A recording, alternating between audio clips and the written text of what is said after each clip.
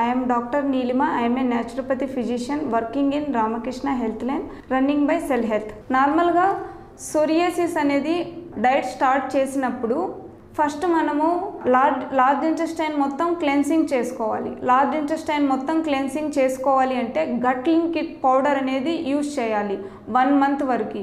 ఈ డైట్లో తీసుకున్నప్పుడు ప్రోటీన్ ఫుడ్ తీసుకున్నప్పుడు మోషన్ అనేది కొంచెం గట్టిగా కాన్స్టిపేషన్ ఇష్యూ రావచ్చు. ఒకవేళ కాన్స్టిపేషన్ ఇష్యూ ఉన్నప్పుడు గట్ లింకిడ్ పౌడర్ వాడడం అనేది మంచిది. ఒకవేళ ఆయిల్ ఇంటేక్ అనేది తీసుకోవడం వల్ల డయేరియా సిమ్టమ్స్ కూడా ఉండొచ్చు. డయేరియా సిమ్టమ్స్ ఉన్నప్పుడు ఈ గట్ లింకిడ్ పౌడర్ అనేది ఆపండి. ఈ సోరియాసిస్లో ఏంటి అంటే ఫస్ట్ మనము లార్జ్ ఇంటెస్టైన్ మొత్తం క్లెన్సింగ్ చేయాలి కాబట్టి ఫస్ట్ 1 month వచ్చిన వాళ్ళందరికీ గట్లిన్ కిట్ అనేది ప్రిస్క్రైబ్ చేస్తాము. ఎందుకు అంటే ఇంటెస్టైన్ గట్ హెల్త్ మంచిగా ఉంటేనే ఏ బ్యాక్టీరియా అనేది ఇన్వాల్వ్ అవ్వకుండా ఉంటుంది, అంటే ఏ డిసీజెస్ రాకుండా ఉంటాయి.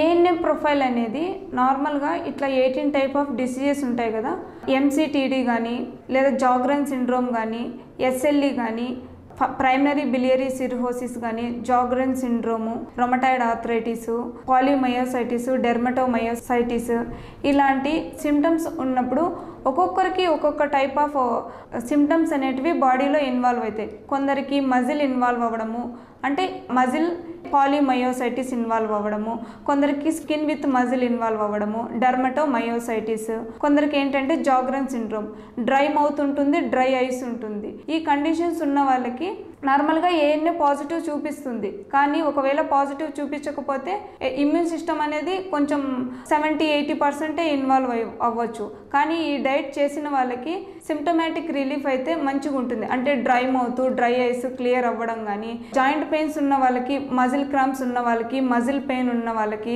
ఈ కండిషన్స్ ఉన్న వాళ్ళకి మంచిగా క్లియర్ అవుతుంది. నార్మల్ ఏంటంటే బ్లడ్ క్యాన్సర్ ఏంటంటే ఏఎంఎల్ సిఎంఎల్ ఏఎల్ఎల్ సిఎల్ఎల్ ఈ కండిషన్స్లో ఉన్న వాళ్ళకి హీమోగ్లోబిన్ కౌంట్ తగ్గడం అనేది జరుగుతుంది, డబ్ల్యూబీసీ పెరగడం జరుగుతుంది. మేము ఎవ్రీ 10 daysకి ఒకసారి సిబిపి అనేది చెక్ చేయిస్తాము. ఈ సిబిపి చెక్ చేయించిన వాళ్ళలో ఫస్ట్ 10 daysలో ఏంటి అంటే 6 ఉన్న హీమోగ్లోబిన్ అనేది 7.5కి వస్తుంది. 1 month క్లియర్లో ఏంటి అంటే హీమోగ్లోబిన్ కౌంట్ అనేది 6.5 ఉండేది 10కి రావడం అనేది జరుగుతుంది. ఈ హీమ్ ఆయిల్ అనేది మెయిన్గా హీమోగ్లోబిన్ కౌంట్ పెరగడానికి మంచిగా యూజ్ అవుతుంది. నార్మల్గా హీమోలైటిక్ అనీమియా ఉన్న వాళ్ళకి కానీ అప్లాస్టిక్ అనీమియా ఉన్న వాళ్ళకి కానీ హీమోగ్లోబిన్ అనేది 5.5 కానీ 6.5 కానీ ఇన్ బిట్వీన్ 7 లోపలే ఉంటుంది.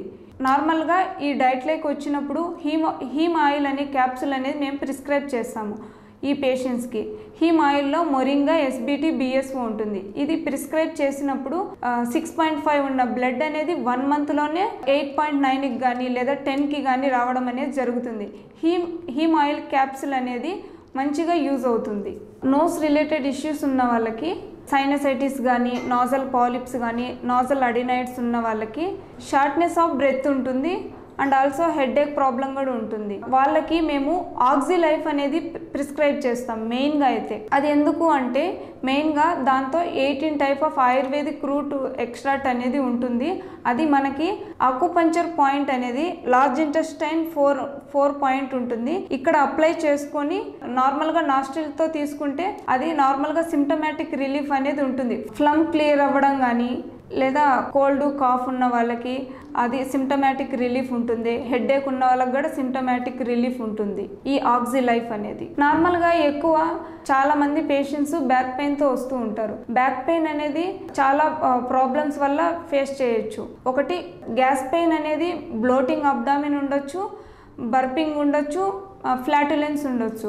ఈ ప్రాబ్లం ఉన్న వాళ్ళకి సివియర్ అయినప్పుడు ఒక్కొక్కసారి బ్యాక్కి కూడా రేడియేట్ అవుతుంది, either upper back or lower back. ఈ కండిషన్ ఉన్న వాళ్ళకి నార్మల్గా అల్ట్రాసౌండ్ ప్రిస్క్రైబ్ చేస్తాము. ఈ అల్ట్రాసౌండ్లో రీనల్ క్యాలిక్యులేట్ డిటెక్ట్ అవ్వచ్చు. ఆ రీనల్ క్యాలిక్యులేట్ డిటెక్ట్ అయినప్పుడు 4 to 5 liters అనేటివి మేము ప్రిస్క్రైబ్ చేస్తాము. ఎలా తీసుకోవాలంటే అట్ ఏ టైం అనేది 1 liter అనేది వాటర్ తీసుకోకూడదు, ఎందుకంటే ఒకేసారి కిడ్నీ మీద లోడ్ అవుతుంది. కాబట్టి మేము ఎవ్రీ 45 minutesకి ఒకసారి 300 ml వాటర్ తీసుకోమని చెప్తాము. అలా రోజులో 17 times తీసుకోమని చెప్తాము. ఎవ్రీ 45 minutesకి ఒకసారి 300 ml వాటర్ తీసుకుంటూ అలా రోజులో 17 టైమ్స్ తీసుకుంటే 5 లీటర్స్ వాటర్ అనేది కంప్లీట్ అవుతుంది. అలా రీనల్ క్యాలిక్యులై అనేది క్లియర్ అవుతుంది. ఎయిదర్ ఒకవేళ క్లియర్ అవ్వకపోతే పునర్నవ అనే సప్లిమెంట్ అనేది యాడ్ చేస్తాము, ప్లస్ రినోటైన్ డ్రాప్స్ అనేది యాడ్ చేస్తాం. రినోటైన్ డ్రాప్స్ అనేది కొరియాండర్ లీవ్స్తో చేస్తారు.